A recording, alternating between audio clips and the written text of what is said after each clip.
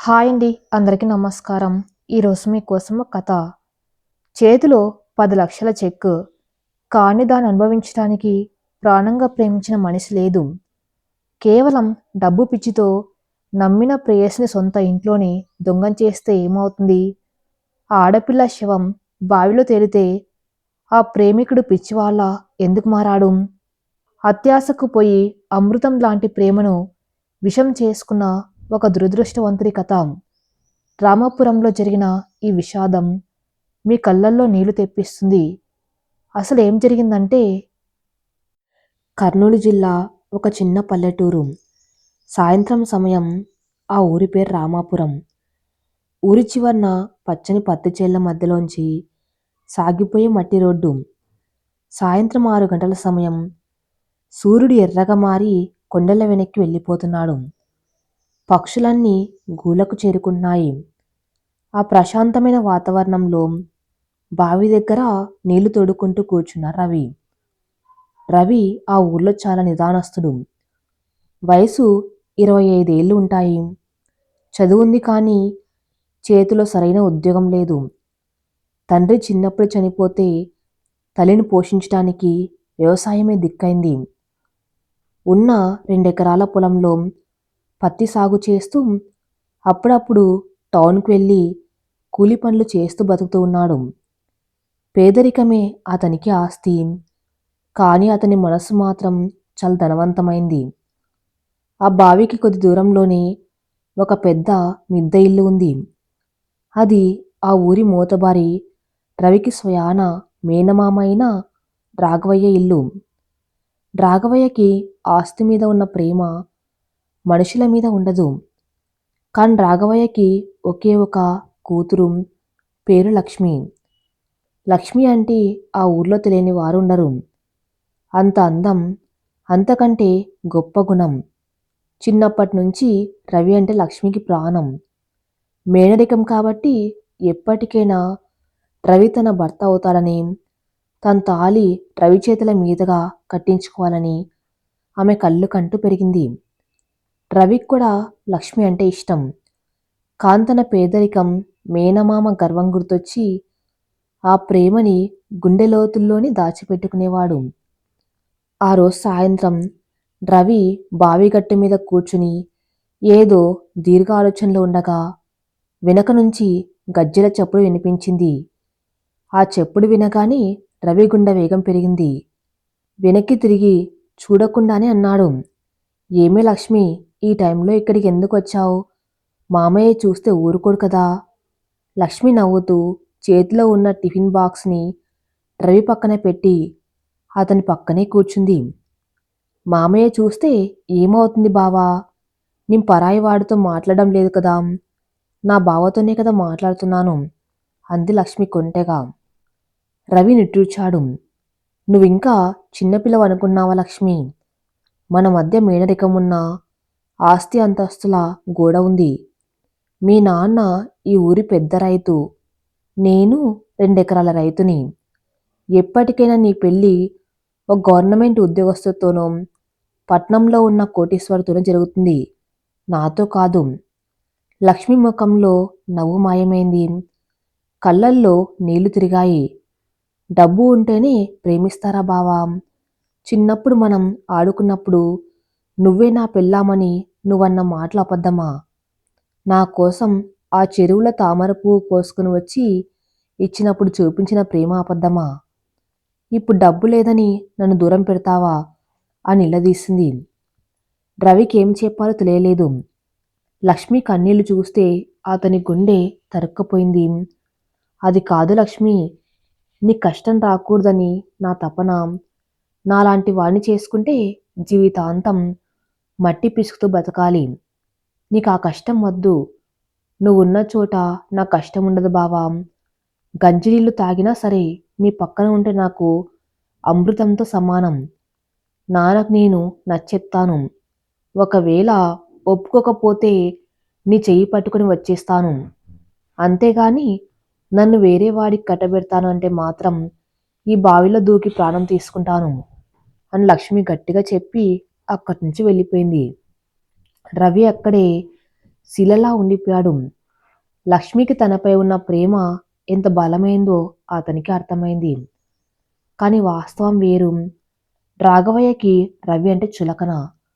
నా చెల్లెల కొడుకైనా సరే, ఆస్తి లేని వాడికి నా కూతుర్ని ఎలా ఇస్తాను అని ఊరంతా అంటూ ఉంటాడు.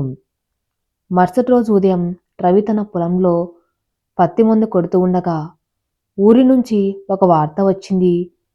రాఘవయ్య ఇంటికి పట్నం నుంచి పెళ్లి సంబంధం వాళ్ళు వస్తున్నారని.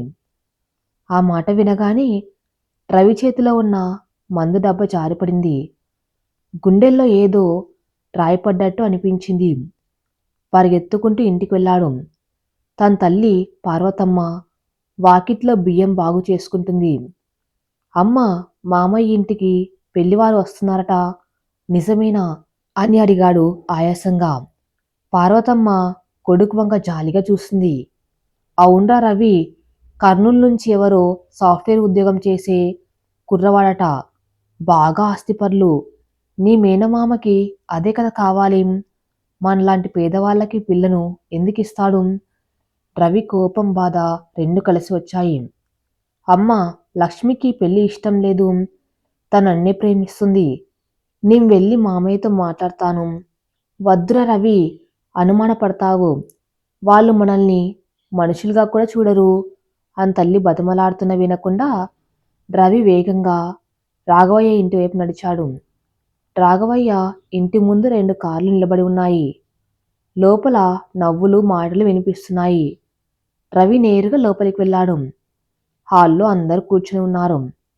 పెళ్లి కొడుకు, అతని తల్లిదండ్రులు, రాఘవయ్య, అతని భార్య అందరు నవ్వుతున్నారు. లక్ష్మిని అప్పుడే తయారై రమ్మని పిలిచారు. రవిని చూడగానే రాఘవయ్య ముఖం ముడుచుకుంది. ఏరా రవి, పని మానేసి ఇక్కడికి వచ్చావు? ఏమైనా అప్పు కావాలా?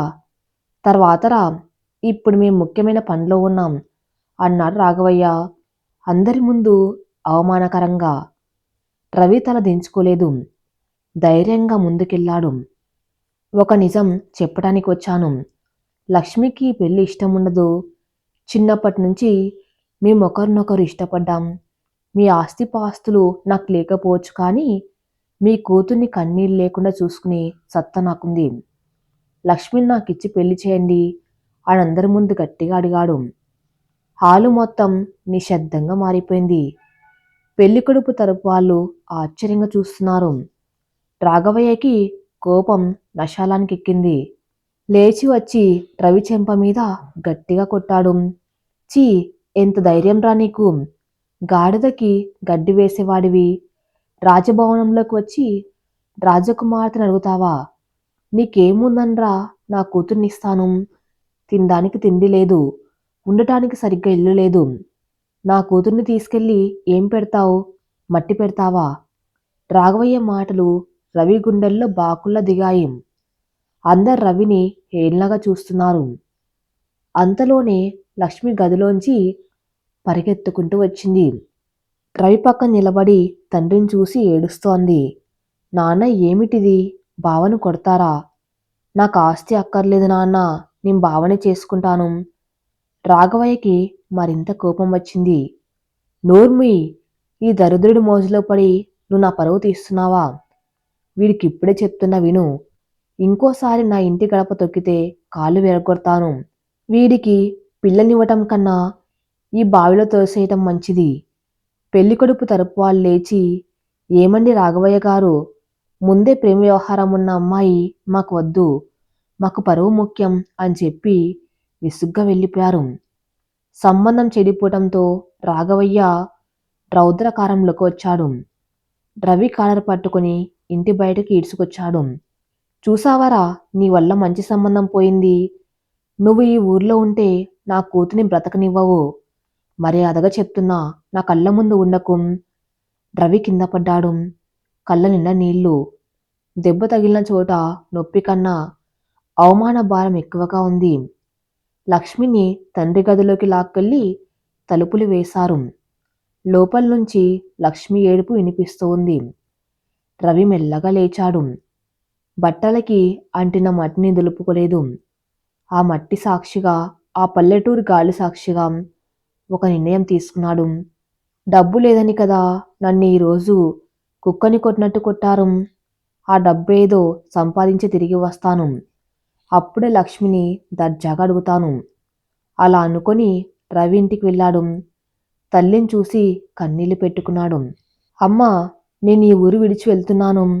పట్నం వెళ్ళి డబ్బు సంపాదిస్తాను. కేవలం రెండేళ్లమ్మా. లక్షలు సంపాదించి ఆ రాఘవయ్య మామయ్య ముందే తలెత్తుకొని తిరిగేలా వస్తాను. అప్పుడు లక్ష్మిని ఎవరు అడ్డుకోలేరు. పార్వతమ్మ ఏడుస్తూ వారించింది. కాని రవి వినలేదు. ఆ రాత్రే ఎవరికి చెప్పకుండా లక్ష్మిని చివరిసారిగా చూడకుండానే కట్టుబట్టలతో బస్సు ఎక్కాడు రవి. హైదరాబాద్ బస్ అది. కిటికీలోంచి వెనక్కి వెళ్తున్న తన ఊరిని చూస్తూ మనసులో లక్ష్మిని తలుచుకుంటున్నాడు. లక్ష్మి, నా కోసం 2 సంవత్సరాలాగు. నీ బావ రాజులా తిరిగి వస్తాడు. నిన్ను రాణిలా చూసుకుంటాడు. ఇది నీ బావ మాట. కాని రవికి తెలియని విధి అతనికి రాసిన రాత వేరని, పట్నం అతనికి డబ్బు ఇస్తుందో లేదో తెలీదు, కానీ ప్రాణంగా ప్రేమించిన లక్ష్మిని శాశ్వతంగా దూరం చేస్తుందని అతనికి అప్పుడు తెలియదు.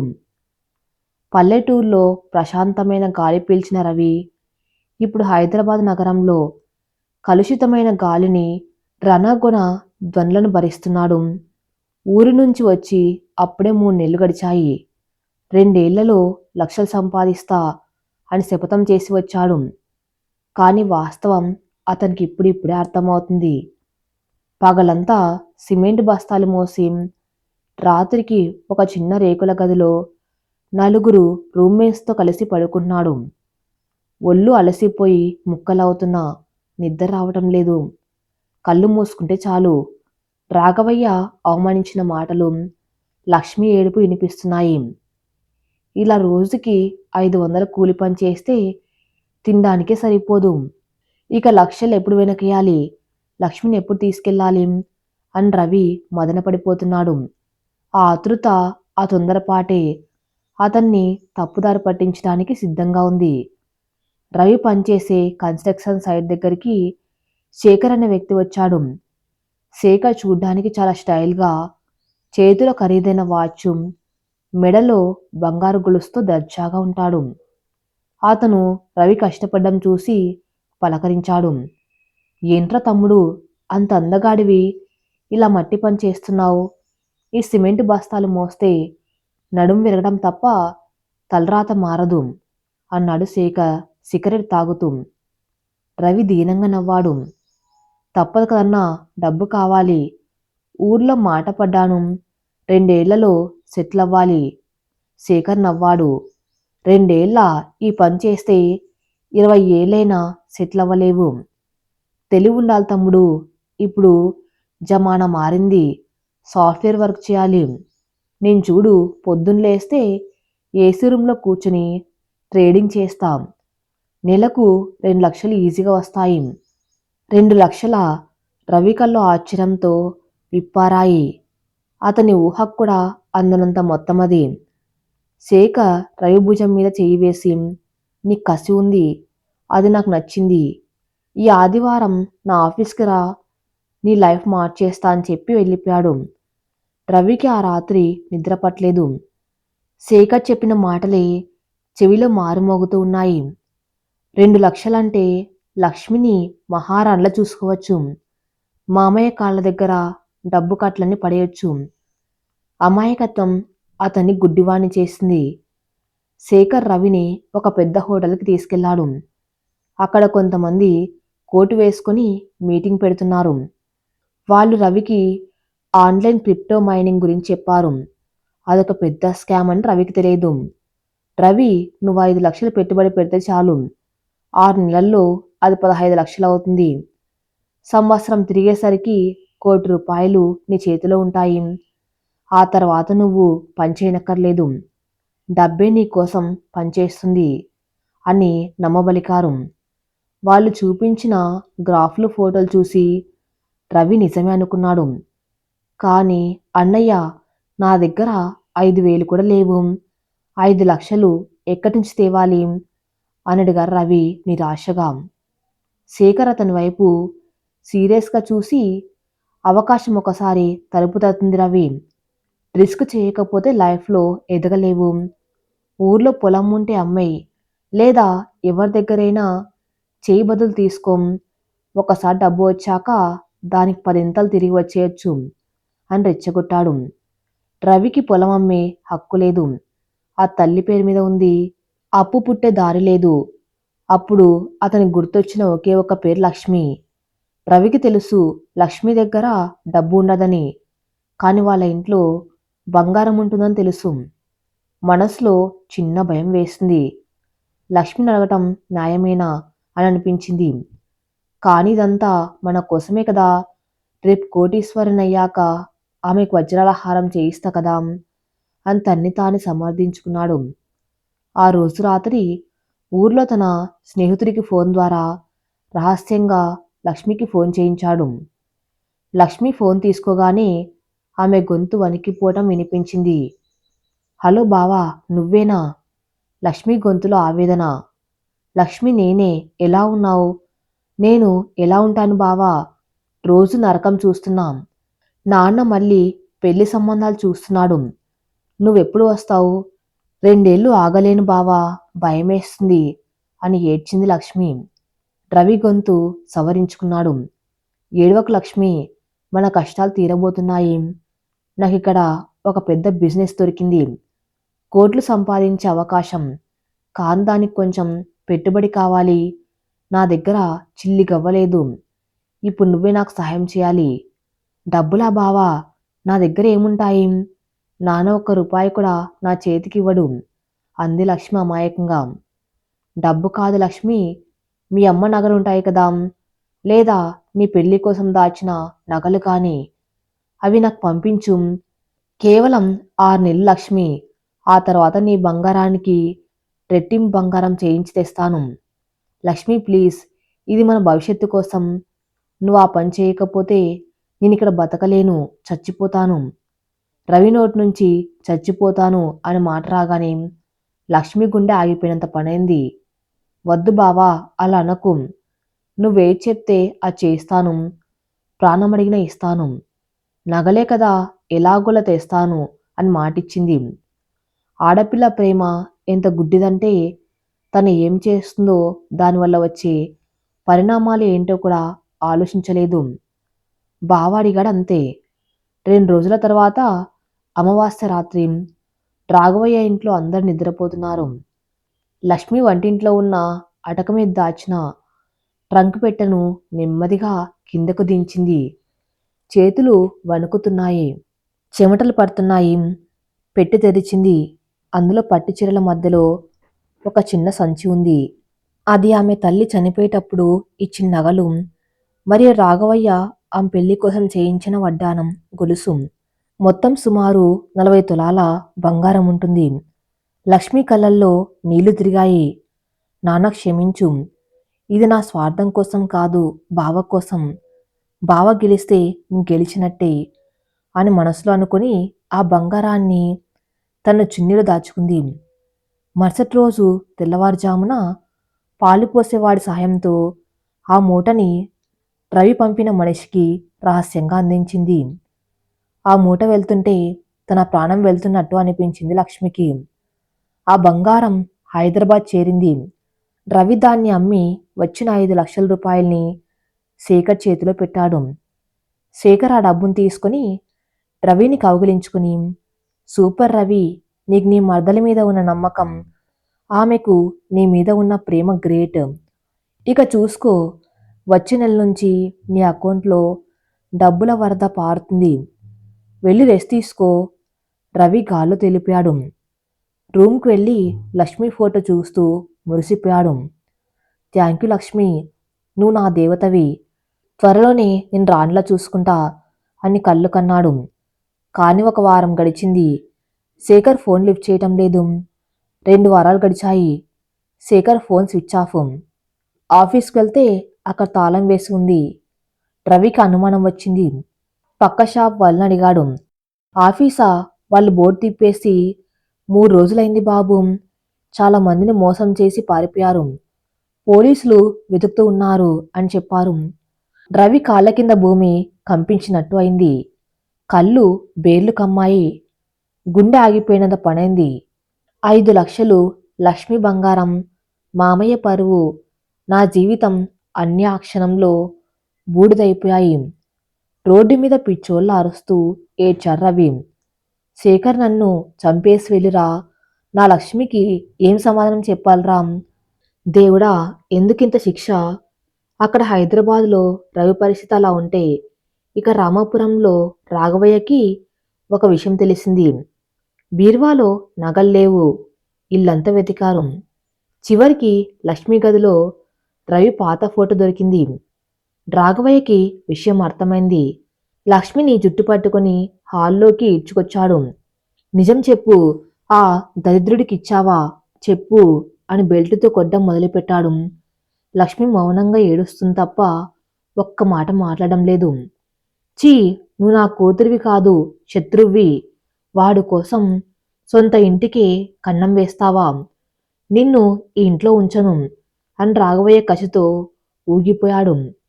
హుసేన్ సాగర్ అలలు ఒడ్డును తాకి వెనక్కి వెళ్తున్నాయి. కానీ రవి మనసులో మాత్రం అలజడి తగ్గటం లేదు. చేతిలో చిల్లి గవ్వలేదు. అప్పులిచ్చిన వాళ్ళు చంపుతామని బెదిరిస్తున్నారు. వీటన్నిటికంటే భయంకరమైన విషయం, లక్ష్మి బంగారం పోయింది. రవి ఆ నీళ్ల వైపు శూన్యంగా చూస్తున్నాడు. దూకేస్తే పోలా, ఈ బాధలన్నీ తీరిపోతాయి కదా అని అనిపించింది. రైలింగ్ పట్టుకుని పైకి ఎక్కబోయాడు. కానీ అంతలోనే జోబులో ఉన్న ఫోన్ మోగింది. అది లక్ష్మి నెంబర్ కాదు. ఆమె ఫోన్ లాక్కున్నారు కాబట్టి అది రవి స్నేహితుడు సీను నెంబర్. వణికే చేతులతో లిఫ్ట్ చేశాడు. హలో, ఒరే రవి, ఎక్కడున్నావురా నువ్వు? ఇక్కడ ఊర్లో ఎంత ఘోరం జరుగుతుందో తెలుసా? సీను గొంతులో ఆందోళన. రవి గుండె ఆగిపోయింది. ఏమైందిరా? లక్ష్మి క్షేమమే కదా? క్షేమమా? నువ్వు మనిషివా పశువారా? ఆ అమ్మాయి చేత నగలు దొంగతనం చేయించి ఇప్పుడు ఫోన్ స్విచ్ ఆఫ్ చేసుకుంటావా? నిన్న పంచాయతీ జరిగింది. లక్ష్మి గర్భవతని, అందుకే ఇంట్లో నగలెత్తుకెళ్ళి నీకిచ్చిందని ఎవరో పుకారు పుట్టించారు. రాఘవయ్య గారు ఆ అమ్మాయిని చావబాదారు. రేపు పొద్దున్నే ఆ అమ్మాయిని ఎవరో ముసలోడికిచ్చి కట్టబెట్టిస్తున్నారు. అసలు నువ్వెప్పుడు వస్తున్నావు? ఆ నగలేవి? సీను అడిగిన ప్రశ్నలకు రవి దగ్గర సమాధానం లేదు. కేవలం కన్నీళ్లు మాత్రమే ఉన్నాయి. సీను, నన్ను చంపేయన్రా, నేను మోసపోయాను. ఆ నగలు పోయాయి. ఆ శేఖర్ గాడు నన్ను ముంచేశాడు. నా దగ్గర రూపాయి లేదు. నేనిప్పుడు ఊరికి వస్తే రాఘవయ్య గారు నన్ను నరుకుతారు. కానీ అంతకంటే ముందే అవమానంతో చచ్చిపోతాను. ఆ మాట వినగానే అవతల వైపు నిశ్శబ్దం.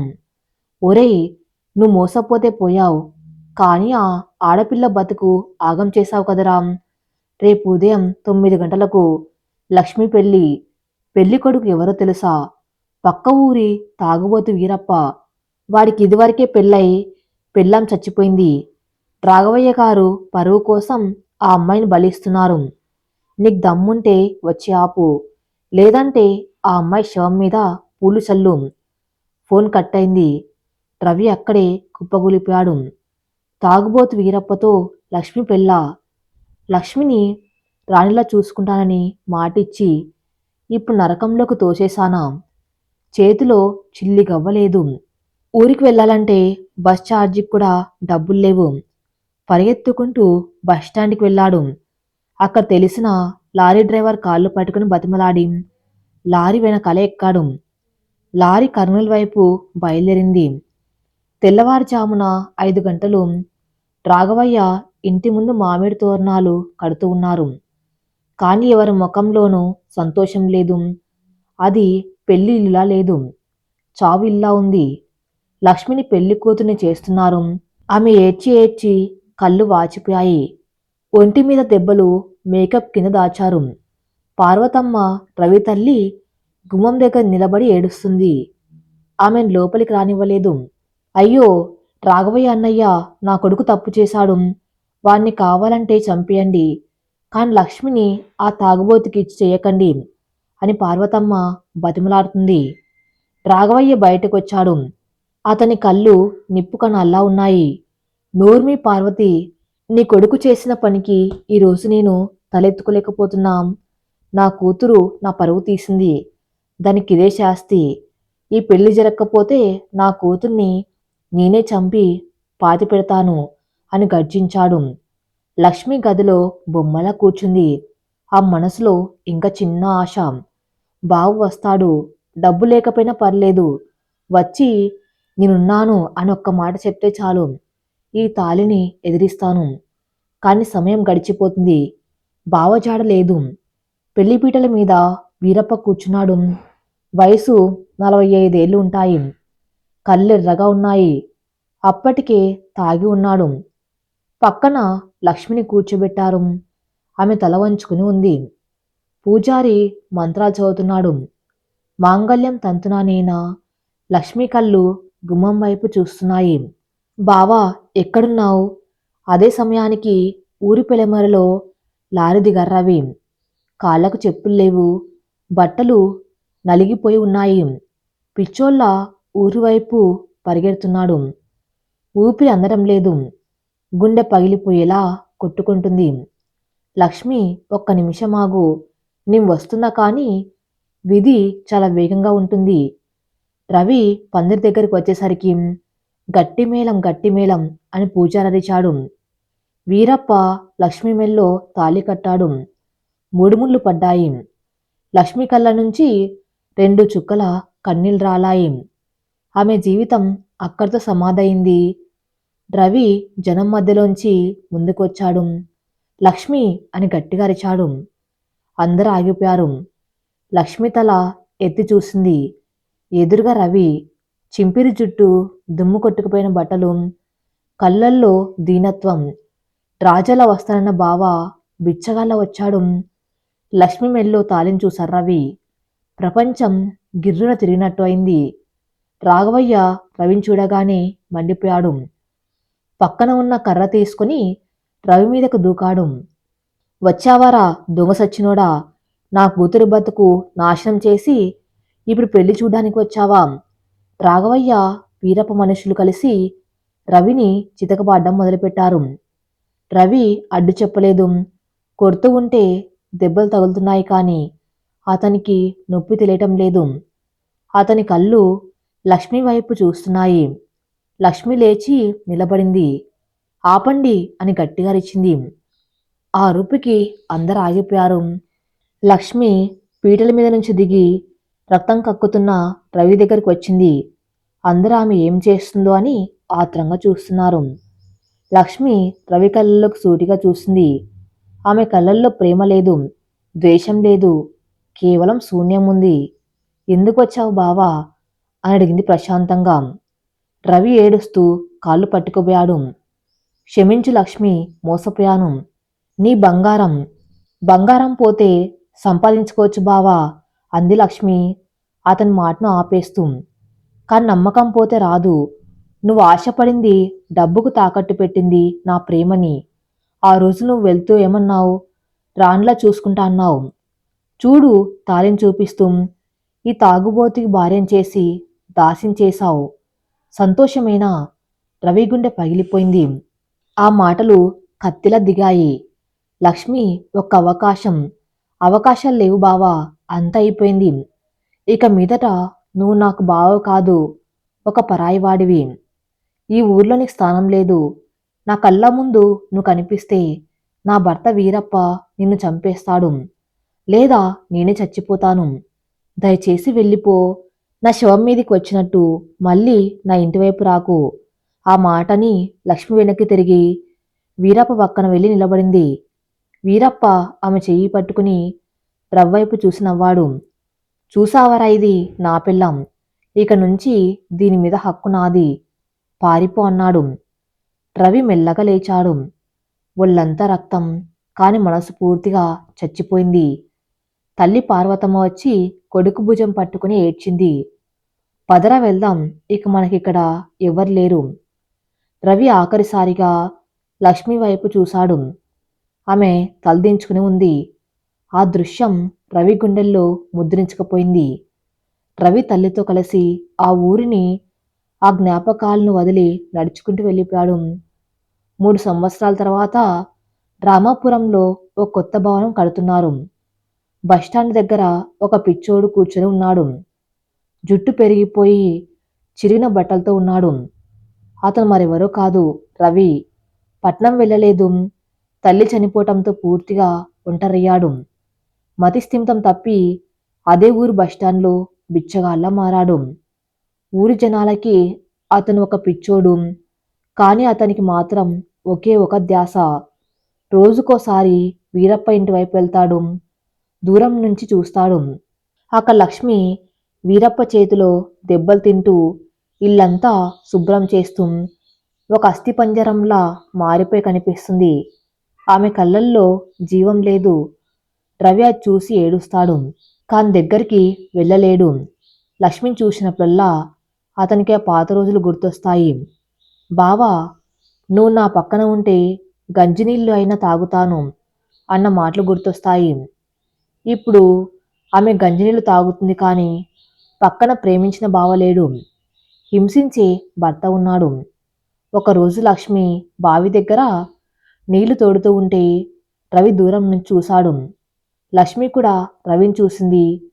ఆమె కళ్ళల్లో ఒక మెరుపు కనిపించింది. అది ప్రేమ, జాలినా, లేక మరణానికి ముందు వచ్చే ప్రశాంతత? ఆమె చేతిలో బిందెని వదిలేసింది. బావి గట్టు మీదికి ఎక్కింది. రవికి అర్థమైంది. లక్ష్మి వద్దు అని అరుచుకుంటూ పరిగెత్తాడు. కానీ అప్పటికే ఆలస్యం. బావా, వచ్చే జన్మలో అయినా ఆస్తి లేని వాణ్ణి ప్రేమిస్తాను, కానీ ఆశ ఉన్న వాణ్ణి ప్రేమించను అని మనసులో అనుకుని లక్ష్మి బావిలోకి దూకేసింది. లక్ష్మి రవికేక ఆ ఊరంతా వినిపించింది. లక్ష్మి అన్న రవి అర్ధనాదం ఆ పల్లెటూరు నిశ్శబ్దాన్ని చీల్చుకుంటూ వెళ్ళింది. మరుక్షణం ఆలోచించకుండా రవి ఆ బావిలోకి దూకేశాడు. నీళ్లు చల్లగా ఉన్నాయి. లోతు ఎక్కువగా ఉంది. రవికి ఈత వచ్చు, కానీ ఆకలితో అలసిపోయిన శరీరం సహకరించడం లేదు. అయినా సరే ప్రాణం కంటే ఎక్కువగా ప్రేమించిన మనిషి కోసం ఊపిరి బిగబట్టి నీటి అడుగున వెతికాడు. లక్ష్మి చీర కొంగు చేతికి తగిలింది. పట్టుకొని పైకి లాగాడు. ఎలాగోలా ఆమెను భుజాన వేసుకొని గట్టు మీదకు తీసుకువచ్చాడు. లక్ష్మి, లక్ష్మి, కళ్ళు తెరువు అంటూ ఆమె పొట్ట మీద నొక్కుతూ నీళ్లు బయటకు వచ్చేలా చేశాడు.